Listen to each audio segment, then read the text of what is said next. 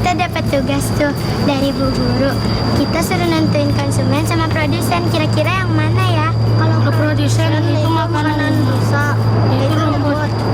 Kalau konsumen itu hewannya itu rusak. Kalau rusak itu makanannya berarti rumput. Nah, kalau rusak di hutan bisa dimakan harimau gak ya? Kayaknya bisa deh. Kayaknya bisa dah. Soalnya rusak itu kan harimau kan makannya daging.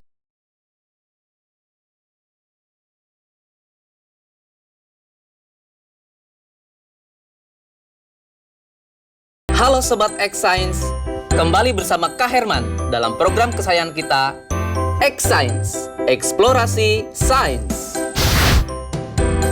Adik-adik, kalian pasti penasaran kan bagaimana hubungan interaksi yang terjadi dalam jaring-jaring makanan? Yuk mari kita simak penjelasan berikut. Yang pertama adalah produsen.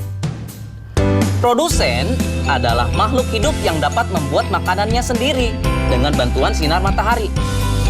Prosesnya dinamakan fotosintesis. Wah, indah sekali ya alam Indonesia ini. Dengan begitu banyaknya hutan yang ada di Indonesia. Yang kedua, konsumen tingkat 1. Komponen pada konsumen tingkat 1 ini diisi oleh binatang. Biasanya adalah binatang herbivor yang memakan organisme autotrof yang tropiknya rendah. Karena termasuk dalam kelas heterotrof, maka konsumen tingkat 1 ini tidak dapat membuat makanannya sendiri dan bergantung pada produsen. Contoh binatang herbivor yang ada di hutan adalah rusa.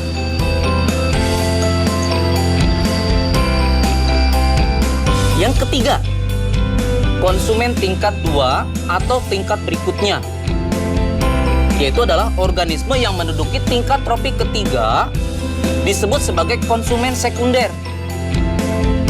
Diduduki oleh hewan pemakan daging atau karnivora. Contoh dari organisme ini adalah serigala, harimau, ular, elang, dan masih banyak lagi. Posisi dari konsumen tingkat 2, tingkat 3, dan tingkat seterusnya bukanlah akhir dari jaring-jaring makanan. Sebab ketika nanti mati, tubuhnya akan diuraikan menjadi mikroorganisme yang akhirnya akan diserap oleh tanah. Yang terakhir, yaitu pengurai. Organisme ini bertugas menguraikan tubuh hewan yang sudah mati menjadi zat yang dibutuhkan oleh tanah.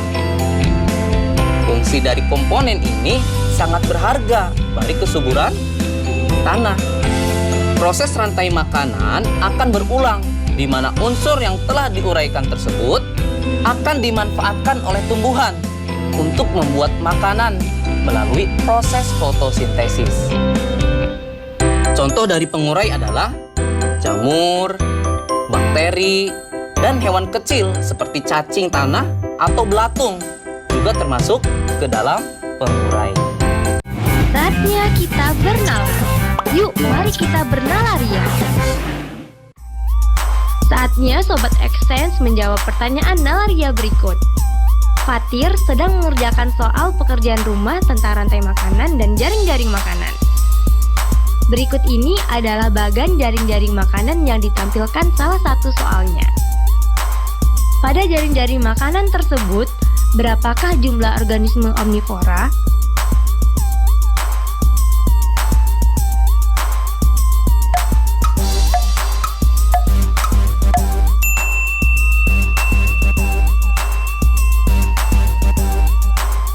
Mari kita simak penjelasannya. Jika dimulai dari produsen F, maka jumlah omnivora adalah 2, yaitu H dan L. Karena H memakan F dan G, L memakan F, H, dan M. Jadi, adik-adik sudah mengerti kan dengan jaring-jaring makanan? Sehingga, apa perbedaan antara rantai makanan dengan jaring-jaring makanan ya? Perbedaannya adalah rantai makanan merupakan bagian dari jaring-jaring makanan, Sehingga jaring-jaring makanan akan menimbulkan banyak sekali rantai makanan yang terhubung satu sama lain. Jika skemanya digambar, jaring-jaring makanan akan berbentuk seperti jaring laba-laba. Nah, adik-adik, sekarang waktunya menjawab pertanyaan. Pertanyaannya adalah, apa perbedaan antara rantai makanan dengan jaring-jaring makanan? Dicatat ya. Apa perbedaan antara rantai makanan dengan jaring-jaring makanan?